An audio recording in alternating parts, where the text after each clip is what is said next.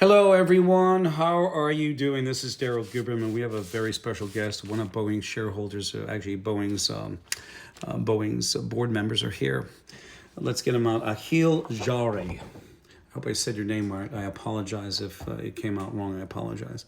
QA expert and Boeing shareholder Daryl Guberman educates Boeing board member AKHIL JOHRI. And please sit down. We're going to educate you now because you know what we did? We sent letters, actually 42-page document. There you are. There's a couple of them. Let me put you down. Let's show the audience. We sent this document to 11 of the board members, and the funniest thing, and really nothing happens by chance, is that there are 11 letters of recommendation in here, ladies and gentlemen, business owners. This was a presentation because they had to find a dark horse. They had to find somebody to lead the company. Let me just say something. I have over 40 plus years in quality aerospace, medical implants, medical materials, printing, and plastic distribution. You know, our background is composites, plastics, non-ferrous metals, aluminum, titanium alloys. We're level 3, actually level 2 penetrant inspector. And I just want to tell you, we handed this in, and no response. We got crickets from all of them. And the worst thing is, ladies and gentlemen, is that we're a shareholder. Whether we have 6 shares or 10 shares or 100 shares, it appears these guys and gals only listen to people who've got 10,000 shares or more. So you're really not a shareholder. And for any of you who are flying, do not fly. Because what I'm going to show you today is going to be absolutely disgusting. And here it is. I was down there in Washington on April 17th supporting Sam Salapar, the whistleblower for the 777, 787. You'll discover in the context of my presentation that Boeing never had to tell anyone about the MCAS system. They didn't have to tell the FAA.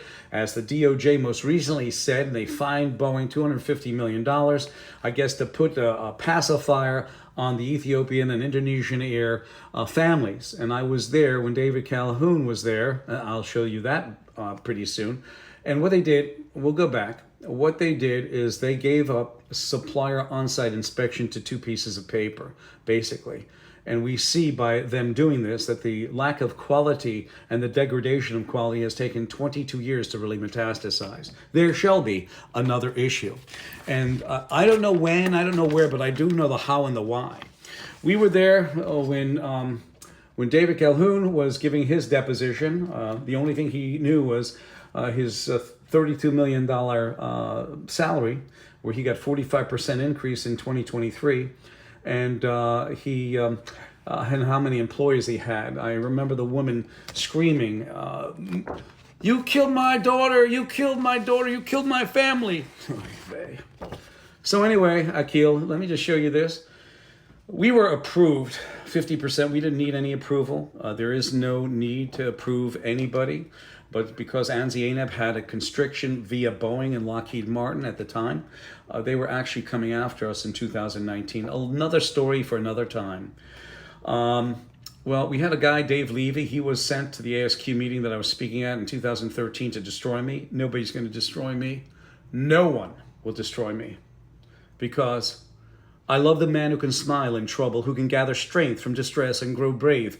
By reflection, 'tis the business of little minds to shrink, and he whose heart is firm and conscience approves his conduct shall pursue his principles unto death. Thomas Paine. So David Levy said, "We have no problem with you. In fact, we support you, sir. ANAB supports you." And at that time, the American Society for Quality owned ANAB, the American National Crediting Board, 50%, and ANSI, American National Standards Institute, owned them 50%. In 2015, the IAF was handed over to this communist Chinese national. I'm not going to go into detail. All you have to do is know this, that at the time he was the chief executive of the China National Accreditation Services in Beijing, China, and he was standing in the laboratory in 2017, WIV, Wuhan Institute of Virology, giving a certificate to a laboratory that was ill-prepared, 2017. 2017, and Miss Pamela Sale, who was a vice president of accreditation for laboratory down in Texas, gave a deposition that stated from one laboratory to another there were variances, they lacked protocol, thus confessing to the release of the COVID-19 virus. In 2018, contingency from the United States went to Wuhan, China. The scientists were crying, we need more trained technicians. And in a CDC, which also sits on Nancy ANAB's board, Center for Disease Control, they said that in this training document for Wuhan, China, WIV, Wuhan Institute of Virology, it states that the first line of containment for any well-run virology lab, biolevel 4, is to have well-trained technicians, and they didn't have it. So this Chinese guy, Zhao Jinwu, gave a certificate to an organization, to a facility that was ill-prepared, and the vice president of quality for laboratory certification confessed to it, why the COVID escaped. ANSI is a private, not-for-profit, non-governmental corporation with both federal agencies and corporations on board. Here's a picture of Randy and Zhao Jinwu in 2015.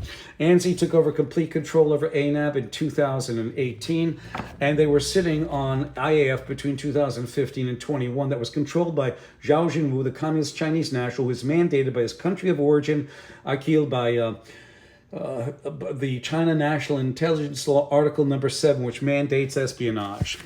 As I showed you and as I told you, ANSI is an underwriter for the International Accreditation Forum, which is an association of accreditation bodies, both national and international. And their body, their other sister organization, ILAC, the International Laboratory Accreditation Cooperation in Australia. ANSI, ANAP are underwriters for both the organization's accreditation bodies. And that means that they are liable for any systematic or product failure. And here's the IF and ILAC symbol. Now we come up to Boeing, AKHIL. I hope you're going to enjoy this one. Boeing sits on ANSI ANAB's board. Isn't that a conflict of interest? Really bad. Boeing mandates ANSI ANAB to their suppliers and subcontractors, and we're going to show you, but we want to show you this first. For 22 years, Boeing gave up on-site audits to special processes and the certificate being Performance Review Institute. Just send in your certs, send in your parts, and you're good to go. That was in April of 2002. In July of 2002, they came out with a supplier bulletin, Boeing did. And what they said is that if you are AS9100, as long as you're accredited by ANSI ANAB, please send us your certs, send us your parts, and we don't have to do any on-site audits. Isn't that nice? In 2009, Boeing was made an FAA agency, an agency of the FAA, yes, to self-certify their own aircraft. They didn't have to tell anyone about the MCAS system, about new aircraft designs. They were and are the FAA to self-certify. When the aircraft went down, Ethiopian Air and Indonesian Air, when they went down, what happened is an FAA spokesperson, as you can see in the 2019, he stated, and I quote, he said, "We never allow any organization to police or self-certify their own aircraft." Unbelievable. Boeing's portal shows that the third-party register must be ANSI ANAP, or international equivalent could be China, Iran, or Pakistan, because they are equivalent in accreditation to ANAP. ANAP took this web page down from the ANSI ANAP website. This is the Management System Accreditation Committee where Boeing sits that can grant, suspend, or withdraw certification. AKHIL, you find anything wrong with that? I do. In 2017, when they were still an FAA agency of the FAA, which means the FAA came in 2009, made some of their employees FAA inspectors, yet Boeing was paying their salary. Isn't that tender? So you have this factor that they were fudging documentation on the metal that goes into that aircraft. Well, look at it this way. They were not... Can you just imagine that? They didn't have to go into a facility and inspect it for 22 years, and they were still fudging documentation that they were getting on the steel. You have you have these federal agencies, you have DOJ, DHS, FAA, all sitting by Boeing on ANSI ANAB's board. We have this. We have the balance sheet of ANSI ANAB that shows the Department of Commerce, Homeland Security, Department of Justice, and FDA. This is the end of the tax form for the ANSI ANAB, and they are not just members of ANSI ANAB, but they are customers. Do you see the bottom line over there? I know it's a little bit older. I think it's 2021, but nevertheless, almost $3 million that our federal government is paying ANSI ANAB.